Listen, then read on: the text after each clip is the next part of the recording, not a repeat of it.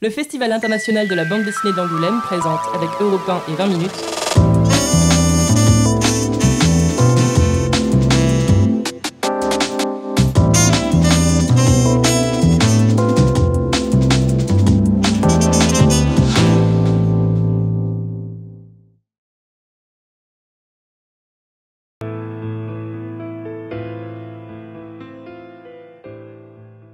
Ce qui est très avantageux, c'est la souplesse qu'offre la bande dessinée, parce que si je n'ai pas assisté à une scène, je peux la recréer là où la vidéo sera incapable de le faire.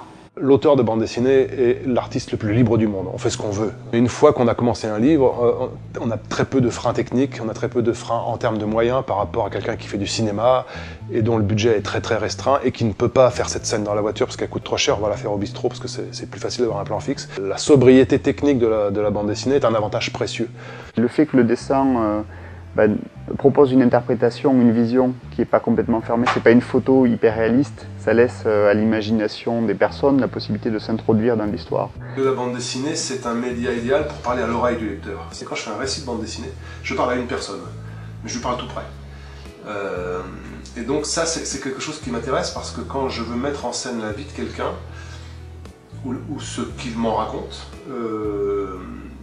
j'aime bien l'idée qu'on est trois, quoi. Il y a cette personne qui me raconte, il y a moi, et puis il y a la personne qui va écouter.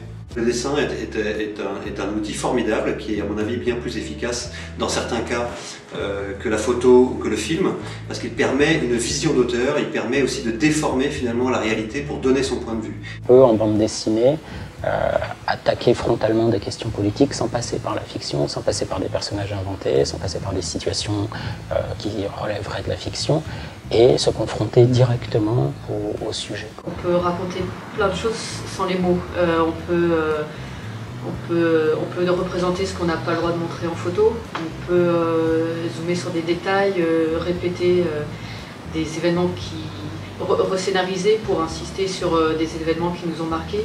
C'est pas si éloigné que ça du journalisme, disons dans le fait d'aller dans un endroit, de prendre des notes, d'observer, de voir comment ça se passe et après de le retranscrire. Par la multiplication des trucs qu'on peut observer et raconter, ça peut avoir un intérêt de description de la société. C'est ça qui fait une œuvre d'art, c'est quand vous avez identifié les difficultés propres au thème que vous traitez, ramener aux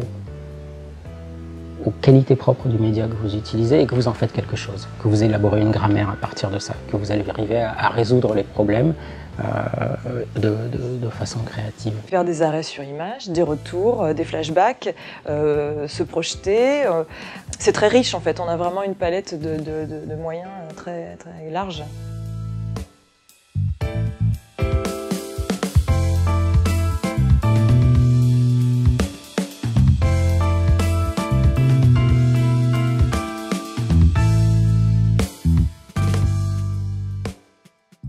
Cette vidéo vous a été présentée par le Festival international de la bande dessinée d'Angoulême, Europe 1 et 20 minutes.